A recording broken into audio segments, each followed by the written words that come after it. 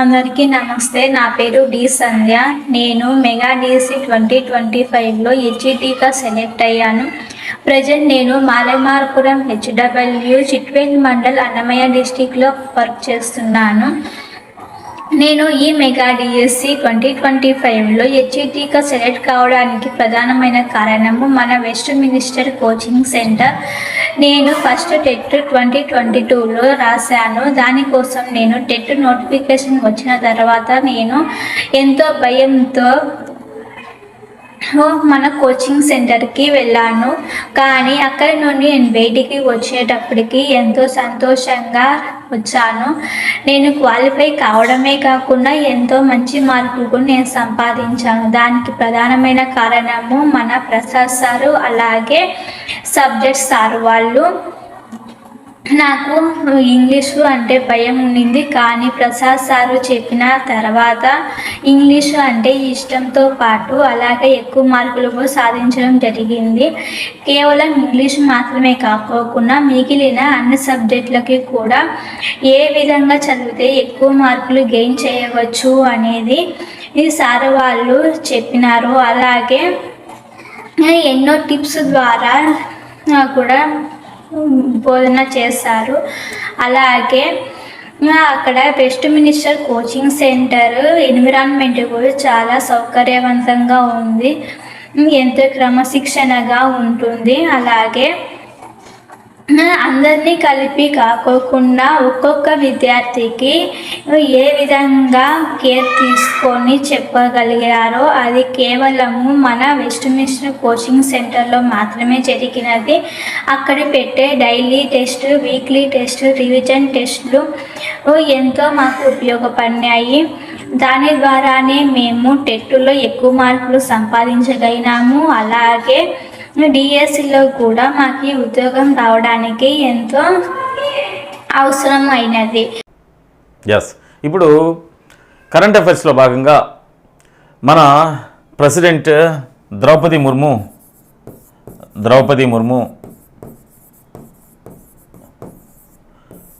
ఇటీవల చేసినటువంటి కొన్ని ఫీట్స్ని గురించి, అడ్వెంచరస్ ఫీట్స్ని గురించి మనం డిస్కస్ చేసుకుంటాం. దాని తర్వాత దానిలో భాగంగా మనం డిస్కస్ చేయవలసినటువంటి స్టాక్ జీకే అంశాలను కూడా తెలుసుకుందాం. చూడండి, ద్రౌపది ముర్ము సో అక్టోబర్ మాసంలో 22వ తేదీన మరియు అక్టోబర్ మాసంలో 29వ తేదీన రెండు పర్యటనలు చేసింది. అవి దేశవ్యాప్తంగా చర్చలుగా మిగిలిపోయినాయి. సరే, అక్టోబర్ 22ను చూస్తే, సో అక్టోబర్ 22వ తేదీన ఈమె కేరళ రాష్ట్రంలో ఉన్నటువంటి శబరిమల అయ్యప్ప స్వామి గుడిని సందర్శించింది. సో శబరిమల అయ్యప్ప స్వామి గుడిని దర్శించింది. అయ్యప్ప స్వామి గుడి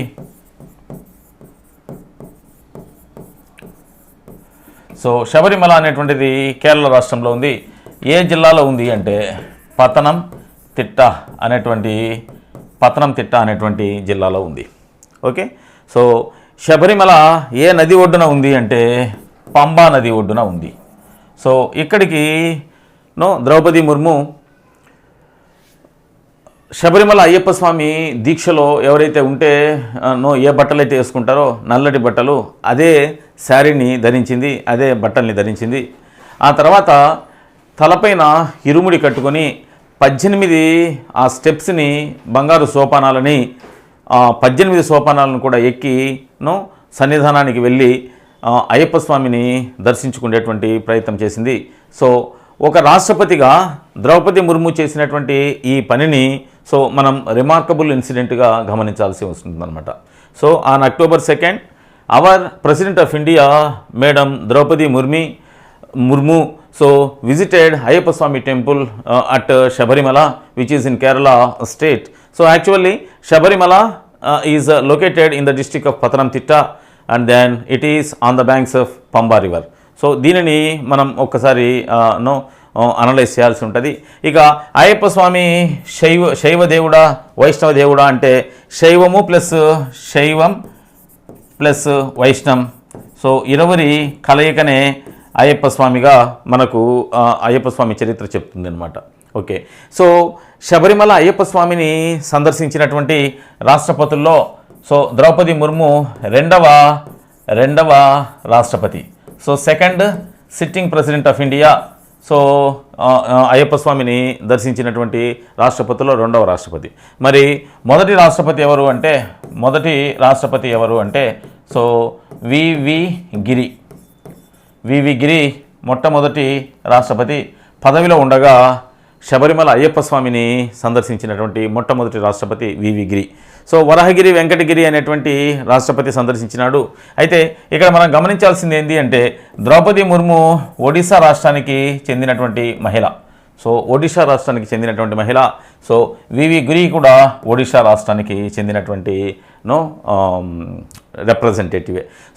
ఒడిశా రాష్ట్రానికి సంబంధించినటువంటి ఇరువురు రాష్ట్రపతులు వివి గిరి, ద్రౌపది ముర్ము ఇద్దరూ కూడా శబరిమల అయ్యప్ప స్వామిని పదవిలో ఉండగా సందర్శించి అయ్యప్ప స్వామిని దర్శించుకున్నారు అనేటువంటి విషయాన్ని మనం ఇక్కడ గమనించాలి. అయితే ద్రౌపది ముర్ము చేసినటువంటి ఈ ఫీట్ చర్చనీయాంశమైనటువంటిది. ఈ చేసినటువంటి ఈ విజిట్ ఏదైతే ఉందో దీనిని ఎగ్జామినర్ పాయింట్ ఆఫ్ వ్యూలో మనం ముఖ్యమైనటువంటిదిగా చెప్పుకోవాల్సినటువంటి అవసరం ఉంది. ఇక అక్టోబర్ 29వ తేదీ నాడు ఈమె హర్యానాలోని అంబాలా ప్రాంతంలో ఉండే ఇండియన్ ఎయిర్ ఫోర్స్ యొక్క స్థావరం ఇండియన్ ఎయిర్ ఫోర్స్ స్థావరం నుండి ఒక యుద్ధ విమానంలో ఈమె ప్రయాణం చేసింది.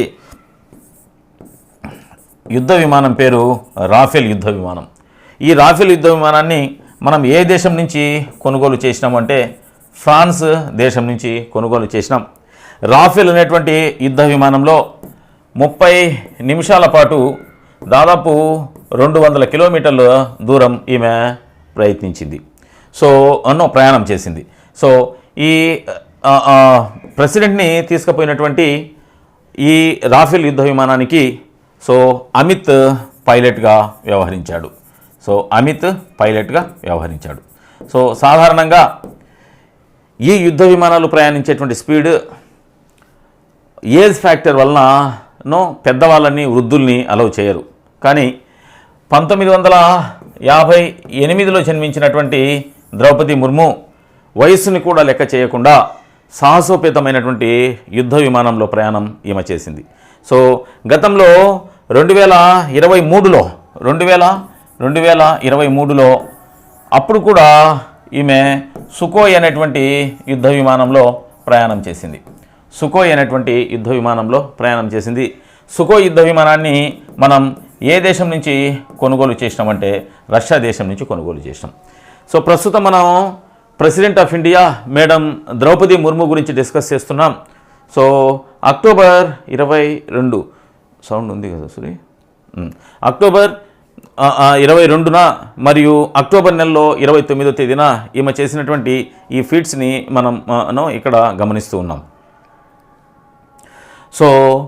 కేరళ రాష్ట్రంలోని శబరిమల అయ్యప్ప స్వామిని సందర్శించినటువంటి రాష్ట్రపతుల్లో రెండవ సిట్టింగ్ ప్రెసిడెంట్గా మనం ద్రౌపది ముర్ముని గమనిస్తాం. రెండవ సిట్టింగ్ ప్రెసిడెంట్, మొట్టమొదటి మహిళా రాష్ట్రపతి ఈ అయ్యప్ప స్వామి టెంపుల్ని సందర్శించింది. ఈమె కంటే ముందు వరహగిరి వెంకటగిరి మనకి 4వ రాష్ట్రపతిగా పనిచేసినటువంటి వివి గిరి, ఆయన కూడా ఒడిశా రాష్ట్రానికి చెందినటువంటి వ్యక్తే. ఆయన పదవిలో ఉండగా అయ్యప్ప స్వామిని సందర్శించుకొని తన యొక్క మొక్కు తీర్చుకున్నాడు.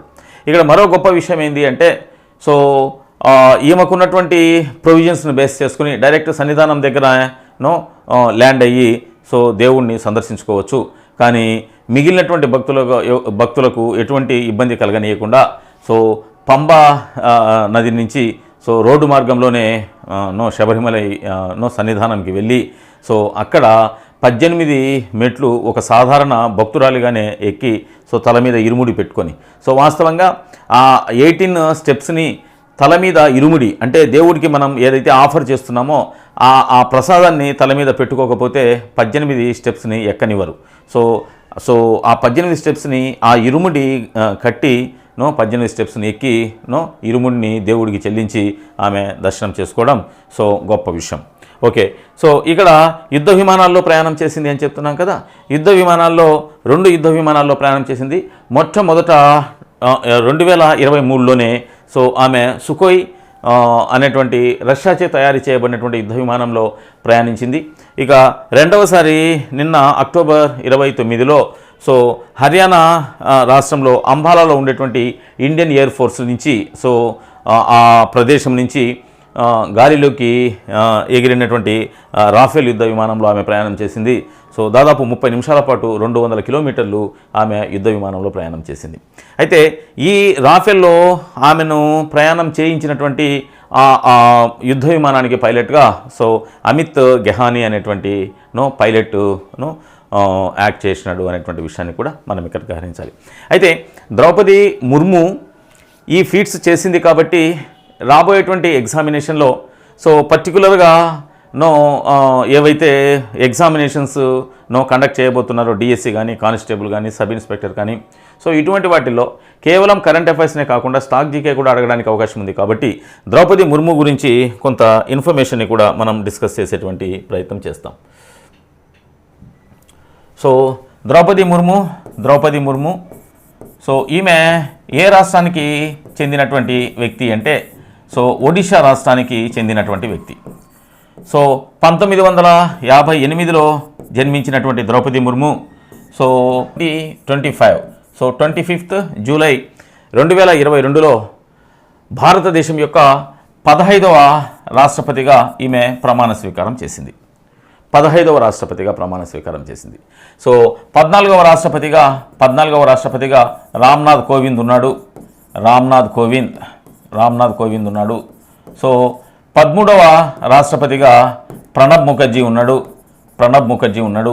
12వ రాష్ట్రపతిగా ప్రతిభా పాటిల్ ఉంది. సో 11వ రాష్ట్రపతిగా ఏపీజే అబ్దుల్ కలాం ఉన్నాడు. ఓకే, సో మొట్టమొదటి రాష్ట్రపతిగా బాబు రాజేంద్ర ప్రసాద్ ఉన్నాడు. సో రెండవ రాష్ట్రపతిగా సర్వేపల్లి రాధాకృష్ణన్ ఉన్నాడు. సో మూడవ రాష్ట్రపతిగా జకీర్ హుస్సేన్ ఉన్నాడు. నాలుగవ రాష్ట్రపతిగా వివి గిరి. సో ఆరవ రాష్ట్రపతిగా నీలం సంజీవరెడ్డి ఉన్నాడు. ఆంధ్రప్రదేశ్ నుంచి సో రాష్ట్రపతిగా ఎన్నికై పనిచేసినటువంటి వ్యక్తిగా మనం గుర్తిస్తాం. ఆంధ్రప్రదేశ్ నుంచి నీలం సంజీవరెడ్డి ఉన్నాడు. అయితే సర్వేపల్లి రాధాకృష్ణన్ సో అప్పుడు మద్రాసు రాష్ట్రంగా పిలువబడేటువంటి మన రాష్ట్రం నుంచి అతను నామినేట్ చేయబడినాడు, అంటే రాష్ట్రపతి పదవిని అలంకరించినాడు. అయితే అతను పుట్టినటువంటి చిత్తూరు జిల్లాలోని ఊరు ప్రస్తుతం ఆంధ్రప్రదేశ్లో ఉంది కాబట్టి సర్వేపల్లి రాధాకృష్ణన్ను కూడా ఆంధ్రప్రదేశ్కు చెందినటువంటి వ్యక్తిగానే భావిస్తూ ఉంటారు. ఒకవేళ సర్వేపల్లి రాధాకృష్ణన్ని ఆంధ్రప్రదేశ్ అంటే అప్పటికి మద్రాసు రాష్ట్రం, సో ప్రస్తుతము ఇది సీడెడ్ ప్రాంతంలో ఉండడం వల్ల దీన్ని ఆంధ్రప్రదేశ్లో భాగంగా మనం భావిస్తున్నాం.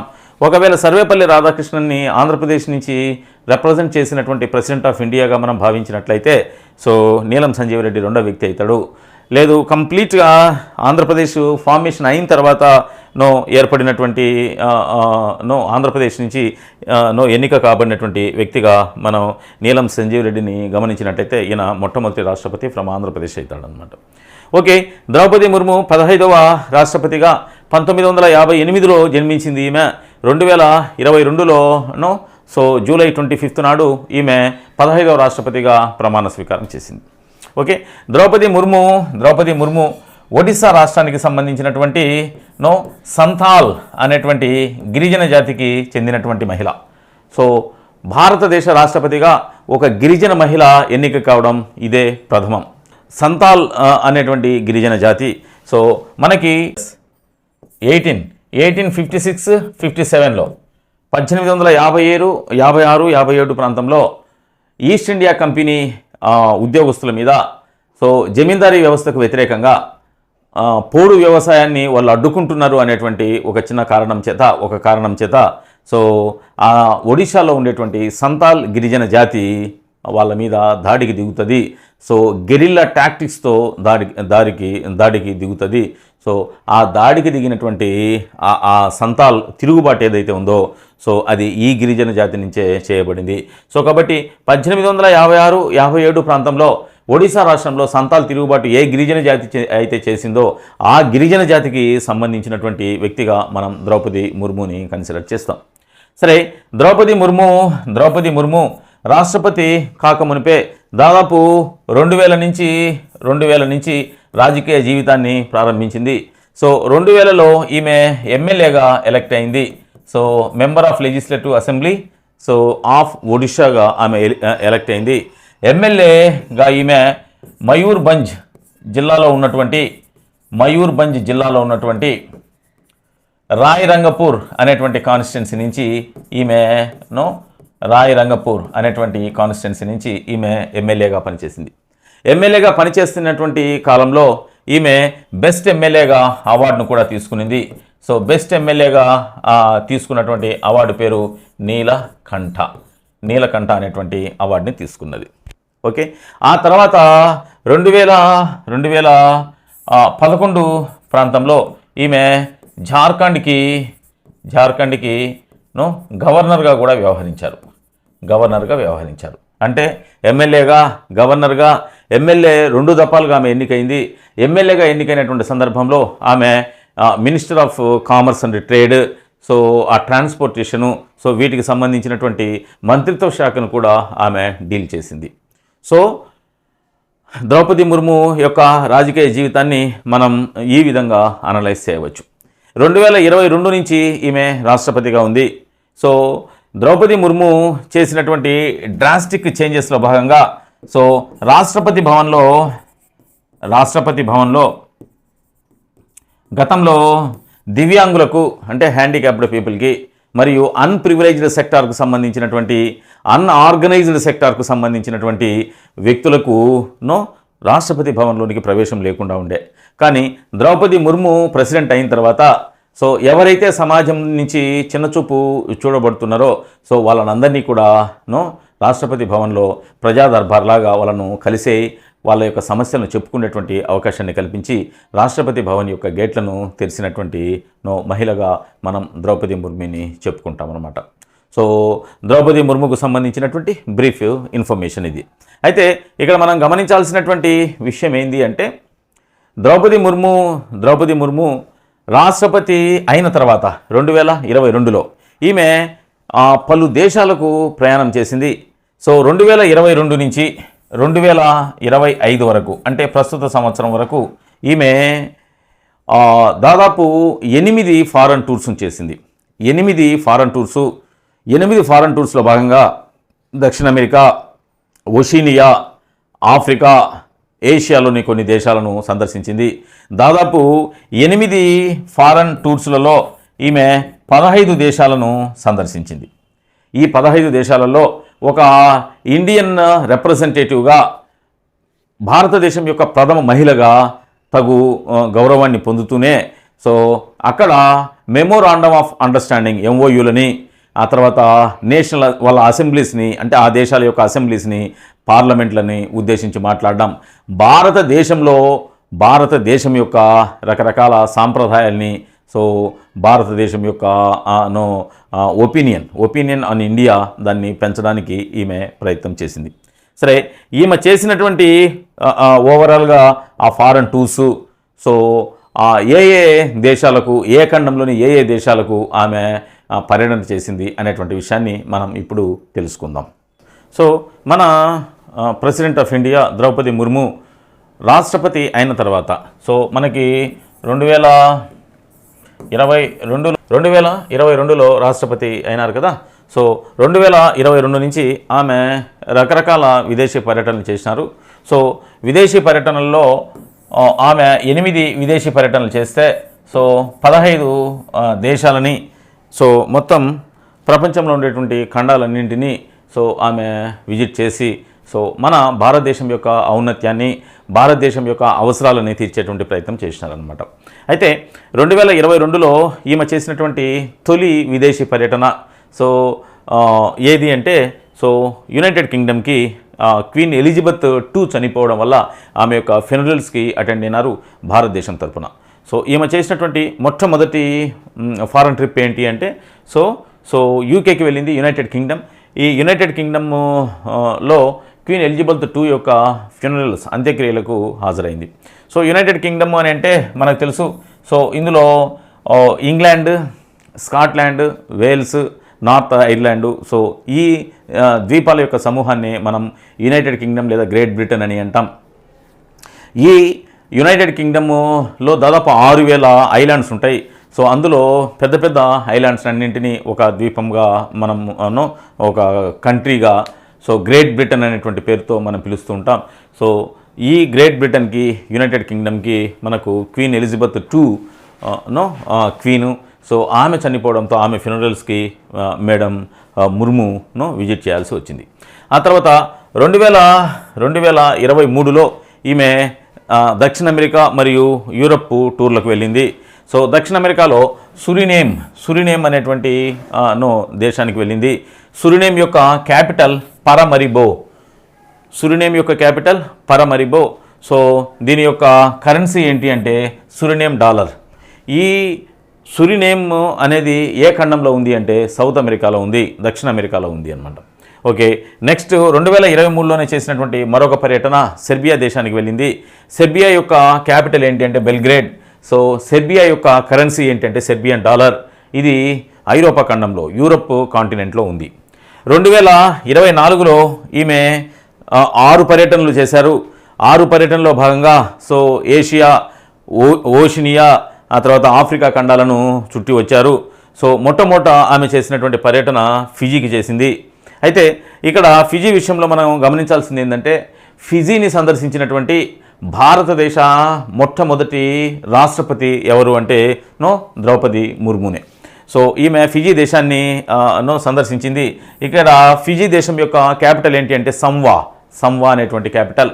సో ఫిజీ దేశం భారతదేశంలో అత్యున్నత పదవిలో ఉన్నటువంటి రాష్ట్రపతి సందర్శించినటువంటి వేళ ఫిజీ ఆ దేశానికే గర్వకారణమైనటువంటి అవార్డు, టైటిలు ఆర్డర్ ఆఫ్ ఫిజీతో మన రాష్ట్రపతిని సో సత్కరించి ప్రదానం చేసి సత్కరించేటువంటి ప్రయత్నం చేసింది. ఓకే, ఇక రెండవ విజిట్ ఎక్కడికి వెళ్ళిందంటే న్యూజిలాండ్కి వెళ్ళింది. సో న్యూజిలాండ్ యొక్క క్యాపిటల్ వెల్లింగ్టన్. సో ఇక్కడ లగ్జన్ న్యూజిలాండ్ ప్రైమ్ మినిస్టర్ లగ్జన్తో మీట్ అయ్యి సో భారతదేశానికి సంబంధించినటువంటి చాలా MOUలని అక్కడ కుదుర్చుకునేటువంటి ప్రయత్నం చేసింది.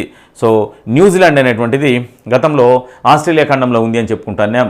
ఇప్పుడు ఆస్ట్రేలియా ఖండంలో ఉండేటువంటి న్యూజిలాండ్ని సో ఓషినియా ఖండంలో ఉన్నట్లుగా భావిస్తున్నారు. అంటే ఆస్ట్రేలియా, న్యూజిలాండు, మరికొన్ని ఐలాండ్స్ అన్నీ కూడా ఆస్ట్రేలియా ఖండంలో ఉండేవి కదా.